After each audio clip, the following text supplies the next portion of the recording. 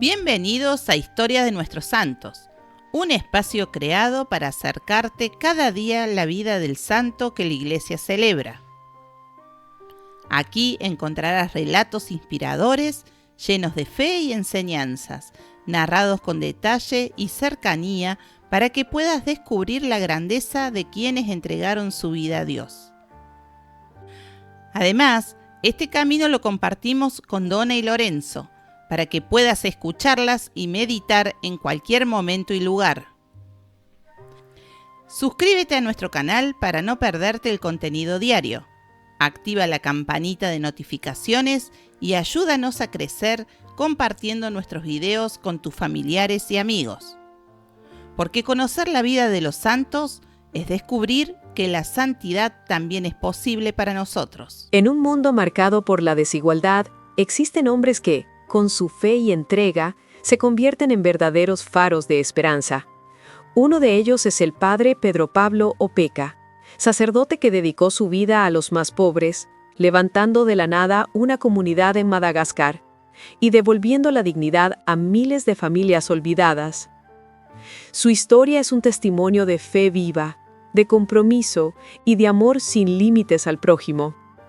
Hoy, en este video, recorreremos juntos la vida y misión de este incansable servidor de Dios. Y no te olvides, al finalizar, Donna y Lorenzo estarán compartiendo el podcast para seguir profundizando en este ejemplo de entrega cristiana que sigue inspirando al mundo entero. Bienvenidos a esta exploración. Hoy nos metemos de lleno en la historia de un hombre, con unos apodos que impactan, El albañil de Dios, el santo de Madagascar, incluso le han llamado la Madre Teresa con pantalones. Sí, apodos muy potentes. Hablamos del sacerdote argentino Pedro Opeka y de su obra, Acamasua, que es, impresionante, la verdad. Surgida además en un sitio de los más duros del planeta.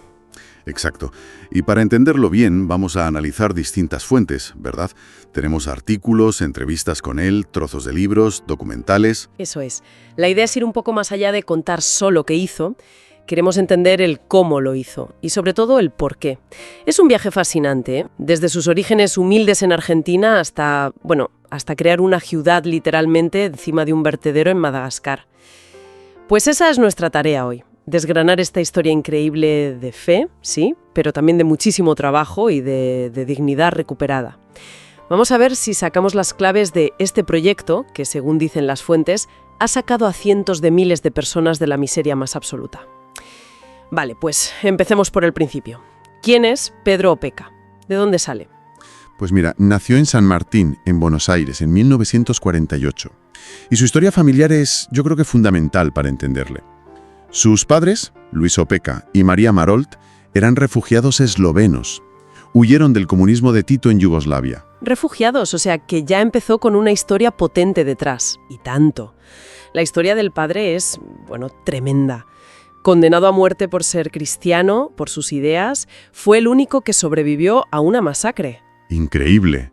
¿Y cómo acabaron en Argentina? Pues se conocieron en Italia, en un campo de refugiados, y de ahí ya emigraron a Argentina en el 47. Y allí, criaron a sus hijos en un ambiente de fe muy profunda, sí, pero también con una ética del trabajo muy marcada. Las fuentes cuentan una cosa. ¿El qué? Una especie de lema familiar, que ningún pobre que llamara a su puerta se iría nunca con las manos vacías. Esa solidaridad era, el pan de cada día en su casa.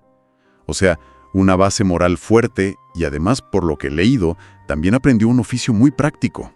Fundamental, sí. La albañilería. La aprendió de su padre. Dicen las crónicas que ya con 9 años trabajaba con él y que a los 12 levantaba paredes. Una habilidad que luego, fíjate, le sería absolutamente crucial a miles de kilómetros. Claro. O sea, una juventud un poco partida, ¿no? Estudios, ayudar en casa con la obra y el fútbol, que leí que llegó a entrenar en la tercera de Vélez Sarsfield. Sí. Parece que hubo un momento ahí de tener que elegir, entre una posible carrera en el fútbol o la vocación religiosa que ya sentía. Al final, bueno, optó por lo segundo. Pero es interesante ver cómo todas esas piezas... Encajan, ¿no? Exacto.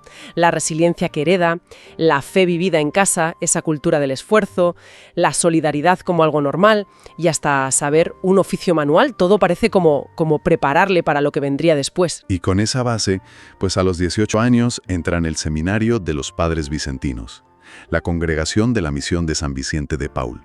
Estudia filosofía, teología. Y aquí hay una conexión curiosa que sale en varias fuentes. Te refieres a su profesor de introducción a la filosofía en el 68, ¿verdad? Ese mismo. Jorge Bergoglio. ¿Quién le iba a decir que años después sería el Papa Francisco? El propio Opeka ha contado cosas de esa época y de cómo se reencontraron ya siendo papa. Además, claro, en esos años de formación le caló mucho la corriente de la opción por los pobres. Claro, lo del Concilio Vaticano II. Eso es. Esa idea de que la Iglesia tenía que volcarse con los más necesitados, con su liberación. Eso le influyó mucho. Y antes de irse a Madagascar ya tuvo como unas prácticas misioneras aquí en Argentina. Sí, las fuentes lo detallan bien. Estuvo trabajando con comunidades mapuches en Neuquén, les construyó una casa, y también con los matacos en Formosa. Parece que lo que le dio el empujón final para irse a África fue leer una carta muy antigua, del siglo XVII. Anda, ¿y qué decía? Pues pedía a misioneros para Madagascar. Y eso le animó. Sobre la fecha exacta del primer viaje hay alguna duda, si fue en el 68 como seminarista o ya en el 75 ordenado sacerdote, pero vamos, que la decisión estaba tomada. Y claro, llegar a Madagascar no debió ser fácil. Las fuentes hablan de mucha desconfianza al principio. Claro, ponte en situación un chaval europeo, blanco, rubio, ojos claros, llegando a un sitio que todavía tenía muy reciente la colonización francesa y la esclavitud. Su aspecto físico, pues, generaba rechazo. Le veían como a los antiguos opresores. ¿Y cómo rompió esa barrera? Hay una anécdota que se cuenta mucho, la del fútbol. Sí, es que es muy reveladora de cómo es él y de su método. Ante la barrera del idioma, de la cultura, pues recurrió a algo universal, el fútbol. Se puso a organizar partidillos con los jóvenes. Improvisando. Totalmente. Y cuentan que aguantaba patadas, codazos, sin quejarse, jugando. Esa cercanía, esa forma de compartir algo tan normal, tan popular, pues empezó a tirar abajo los muros. No llegó en plan jefe, digamos. Exacto. Y no solo con el fútbol, ¿eh? Las crónicas también cuentan que se ponía a trabajar con ellos en los arrozales, metido en el barro, compartiendo las tareas más duras. Esa humildad, ese mancharse las manos, fue clave para ganarse la confianza. Poco a poco, claro, fue un proceso basado en el respeto y en hacer cosas juntos. Sus primeros años allí, unos 13 o 15 según la fuente, los pasó en Bangaintreno, que es una zona de selva en el sur. ¿Y qué hizo allí? Pues allí, con otros curas de su congregación, empezó a montar un poco el modelo de trabajo comunitario. Construyeron pequeños dispensarios de salud, organizaron cooperativas agrícolas. Era más un trabajo de desarrollo rural, ¿sabes? Intentando mejorar la vida en una zona muy pobre y aislada. Pero claro, ese entorno tan duro también le pasó factura a él personalmente. Sí, la selva no perdona. Pilló enfermedades tropicales serias, paludismo, parasitosis, y eso le afectó mucho la salud. Al final, por esos problemas, tuvo que dejar Bangaintrano y lo trasladaron a la capital, a Antananarivo, en el 89. Y ese traslado, que fue forzado por la enfermedad, al final resulta providencial, ¿no? Aunque en principio iba a hacer otra cosa allí, así es. Su congregación le puso a dirigir un seminario en Antananarivo, un puesto que, bueno, parecía alejarle del trabajo directo con los más pobres que había hecho antes. Pero el destino, o como diría él, la providencia, pues tenía otros planes. Y aquí llega el momento clave, el descubrimiento del vertedero municipal. Las descripciones que hay en las fuentes son brutales. Sí, impactantes es poco. Un día, dando un paseo por las afueras, se encontró con el vertedero. Y la imagen que describen, bueno, es desoladora. Cientos de niños descalzos peleándose literalmente con los cerdos y los perros por restos de comida podrida, entre montañas de basura humeante. Familias enteras viviendo en chabolas de cartón y plástico encima de la basura. Él mismo tiene una frase muy famosa sobre ese momento. Aquí no tengo derecho a hablar, aquí hay que actuar. Esa frase lo dice todo, ¿eh? El impacto que le causó. Fue un antes y un después. Cuentan que esa noche no pegó ojo, que se pasó horas rezando, pidiendo, no sé, fuerzas, luz para hacer algo ante ese horror. Es interesante la diferencia que él mismo vio ¿Entre qué? entre la pobreza del campo, que había conocido, donde a pesar de todo él sentía que se conservaba cierta dignidad, y la miseria extrema de la ciudad, del vertedero. ¿Qué diferencia fundamental vio ahí? En el vertedero vio la pérdida total, absoluta, de la dignidad humana. Gente reducida a luchar por sobrevivir día a día en condiciones infrahumanas. Violencia, desesperanza, la ley del más fuerte. Una degradación que le tocó en lo más hondo y le hizo, actuar ya. Y actuó. Al día siguiente volvió al vertedero. ¿Cómo arrancó todo? Volvió, sí, pero no con discursos ni promesas. Fue con una propuesta muy directa, casi un desafío, junto a unas cuantas familias, y les dijo algo así como: mirad, yo no tengo dinero para regalaros, pero si estáis dispuestos a trabajar duro, si queréis salir de esto, yo os ayudo. Si trabajamos juntos, podemos hacer algo mejor. Un pacto basado en el esfuerzo de todos. Y de ahí nace Akamasoa. Exacto. En enero del 90 fundó la Asociación Humanitaria Akamasoa, que significa Los Buenos Amigos en malgache, y desde el minuto 1 el lema fue clarísimo: trabajo, escuela y disciplina. Ese rechazo al asistencialismo puro es algo que repite mucho, ¿eh? Critica eso de dar sin pedir nada a cambio a gente que puede trabajar. Sí, es una de las claves de su filosofía y del modelo de Akamasoa. Tiene frases muy directas sobre eso. Dice algo como: asistir a una persona que puede trabajar es hacerla dependiente, y esa persona nunca va a ser una persona en serio. Cree firmemente que la ayuda, para que dignifique, tiene que ir con un compromiso, con una contrapartida. Ya sea trabajar, llevar los niños al cole, Eso es. o cumplir unas normas de convivencia. Piensa que los planes sociales, la ayuda directa sin más, debe ser solo para casos límite. Ancianos, enfermos, gente con discapacidad grave. Una filosofía exigente, sí, pero que busca devolver la autonomía, la autoestima. Justo. La idea central es que la dignidad no se regala, se reconstruye. Y esa reconstrucción pasa por sentirse útil, por participar en mejorar tu propia vida y la de tu comunidad, rompe con la pasividad y busca, empoderar a la gente con el esfuerzo personal y colectivo. Y los resultados, si los vemos ahora, más de 30 años después, son asombrosos. Empezaron construyendo unas pocas casas en un pedregal, cerca del vertedero. Y hoy Akamasoa es, prácticamente una ciudad, como dicen las fuentes. Las cifras bailan un poco según el informe, pero hablamos de entre 3.000 y 5.000 viviendas construidas. ¿5.000 viviendas? Sí. Distribuidas en unos 17 a 22 barrios o poblados, con agua potable, calles y, lo más importante, dan techo a una barbaridad de gente, entre 25.000 y 29.000 personas. Gente que antes vivía, sobre la basura. Pero el proyecto es mucho más que casas. El enfoque es integral. Totalmente. Y eso es lo que lo hace tan notable y diferente. Entendieron desde el principio que sacar a alguien de la miseria requiere más que un techo. Han levantado escuelas, colegios, donde estudian miles de niños y jóvenes cada año. Entre 10.000 y 15.000 he leído. Sí, por ahí andan las cifras. Y además les dan de comer ahí, que eso es fundamental. Y aparte de educación, también salud y trabajo, ¿claro? Claro. Tienen dispensarios médicos, un hospital, guarderías para que las madres puedan ir a trabajar, centros culturales, parques, canchas deportivas y, muy importante, talleres de oficios, carpintería, costura, metalurgia, para que aprendan una profesión. Y se ganen la vida. Las fuentes calculan que Akamasoa ha creado unos 3.000 empleos directos. En la cantera de granito que tienen, en la construcción, en los talleres. Hasta tienen cementerios propios. Y una catedral excavada a mano en la cantera. Que eso es impresionante. Sí, es un símbolo muy potente del esfuerzo de todos y de la fe que les mueve. Pero lo destacable es esa visión global. Casa, cole, médico, trabajo y normas para vivir juntos. La escala es tremenda. Sobre todo si piensas que lo han levantado casi sin ayuda directa del Estado. Viven de donaciones internacionales, sí. Manos Unidas, por ejemplo, les ha ayudado mucho desde España. Sí, entre otras. Pero sobre todo del trabajo y el compromiso de la propia gente de Akamasoa. Has dicho normas para vivir juntos. ¿Cómo se organiza la vida allí? Pues tienen lo que llaman el DINA. Son como unas 20 reglas básicas de convivencia.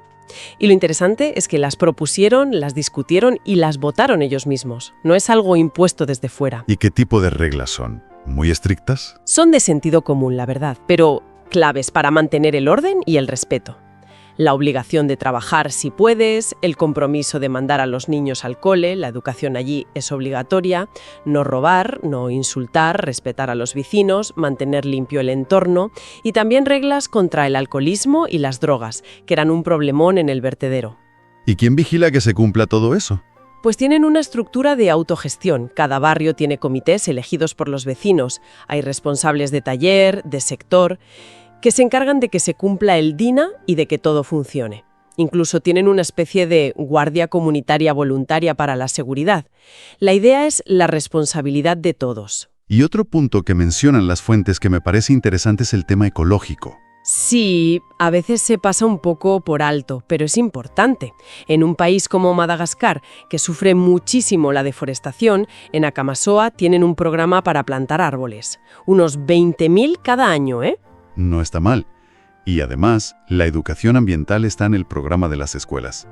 Opeka tiene una frase muy gráfica sobre esto. No respetar a la tierra es como serruchar la rama en la que estamos sentados. Hay conciencia de que cuidar el entorno es parte de reconstruir la vida. Volviendo a la filosofía de Opeka, insiste muchísimo en la palabra dignidad. Es que es la clave de todo. Lo repite siempre. Lo más sagrado del ser humano es su dignidad. Él dice que en el vertedero la gente la había perdido por completo, que estaban reducidos a una lucha animal por sobrevivir. Por eso, para él, reconstruir esa dignidad fue tan importante o más que levantar las casas de ladrillo. Sin dignidad, no hay futuro para la humanidad. Es otra frase suya muy citada. ¿Y cómo cree él que se recupera esa dignidad? Pues dice que se recupera con la verdad, con el amor entre hermanos, con la compasión, pero sobre todo, fundamentalmente, con el trabajo. El trabajo entendido no solo como forma de ganar dinero, sino como fuente de autoestima, de sentirse útil, de ser parte de algo más grande. Y todo este trabajo, claro, le ha valido reconocimiento fuera de Madagascar, ¿no? Decíamos los apodos al principio, pero también ha habido nominaciones serias. Sí. Le han nominado varias veces al Premio Nobel de la Paz. Una de las últimas fue en 2021, propuesta por Eslovenia, el país de sus padres.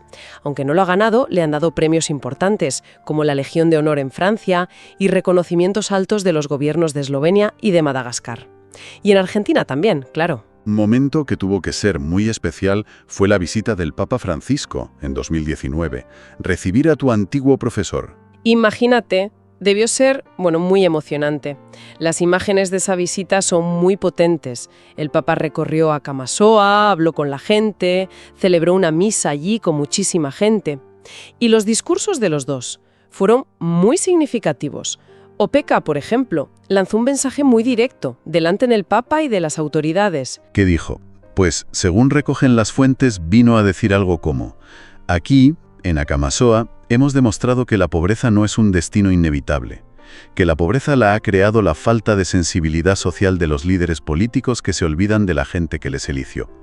Vamos, un recado claro a la clase política. Y el Papa Francisco le apoyó en esa idea, ¿no? Sí, totalmente. En su discurso, el Papa recogió el guante y dijo algo así como: queridos amigos de Akamasoa, la pobreza no es una fatalidad.